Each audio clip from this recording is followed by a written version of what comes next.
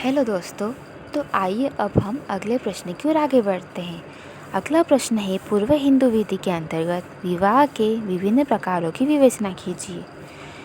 उत्तर का विवेचन करने से पहले मैं आपको बताना चाहती हूँ कि हमारे हिंदू विधि में विवाहों के 3 प्रकार के वर्गीकरण बताए गए हैं।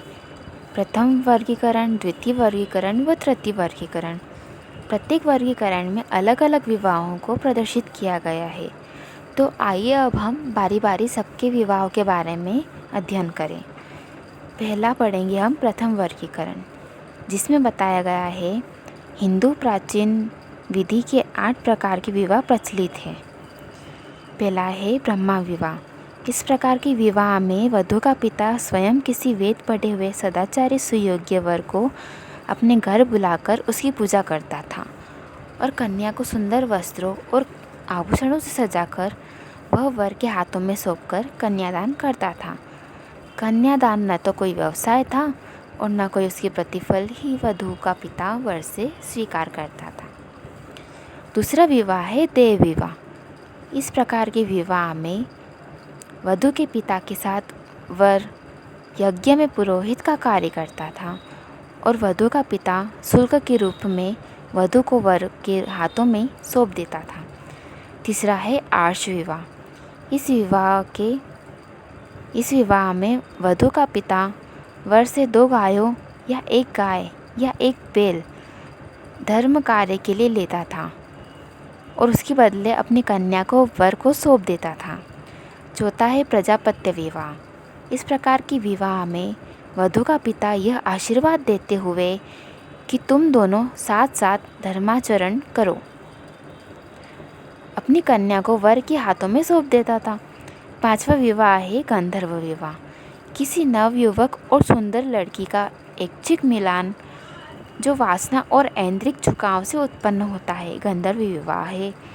इस प्रकार के विवाह किसी धार्मिक कृत्य के प्रेम विवाह की तरह किए जाते थे।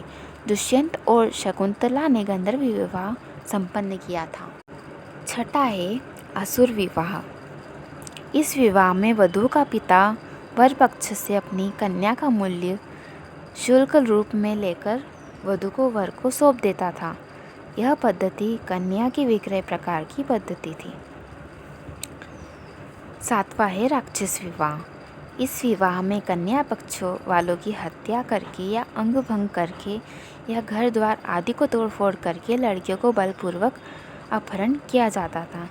आठवां है पिशाच विवाह। इस विवाह में सोई हुई मदत या मानसिक रूप से विविचित कन्या को साथ कामांध व्यक्ति द्वारा संभोग करने के कारण उस व्यक्ति को उसी कन्या के साथ विवाह करना पड़ता था। प्राचीन हिंदू विधि में जो 8 प्रकार के विवाह बताए गए हैं, वे वास्तव में विवाह के ढंग नहीं थे, वरन वधू को लाने का ढंग था। प्रत्येक दिशा में विवाह संस्कार का किया जाना आवश्यक था। ये सभी 8 प्रकार के विवाह हमने प्रथम वर्गीकरण में पढ़े। अब हम आगे चलते हैं द्वितीय वर्गीकरण में। इस वर्गीकरण के अनुसार विवाह को 2 वर्गों में विभाजित किया जा सकता है। पहला अनुलोम विवाह। इस विवाह में वर ऊंची जाति का होता था और वधू निम्न जाति की होती थी।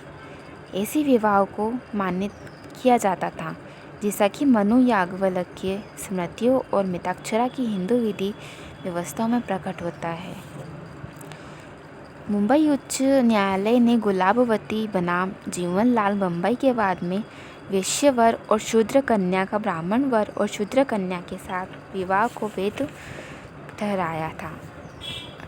न्यायालय ने पुनः इस बात की पुष्टि कर दी कि अनुलोम विवाह से उत्पन्न पुत्र संपत्ति का अधिकारी होगा, किंतु इसके विपरीत इलाहाबाद और मद्रास उच्च न्यायालयों ने यह निरूपित किया कि अनुलोम विवाह वैध नहीं है, क्योंकि नियमानुसार विवाह एक ही जाति में होना चाहिए।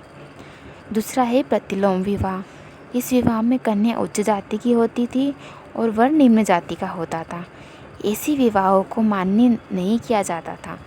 न्यायालयीन निर्णयों से भी ऐसे विवाहों को अवैध घोषित किया गया था।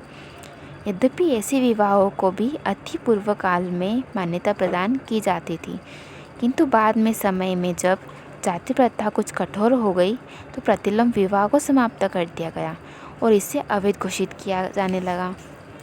तो हमने अभी पढ़ा द्वितीय वर्गीकरण, जिसमें हमने पढ़ा अनुलोम विवाह और प्रतिलोम विवाह।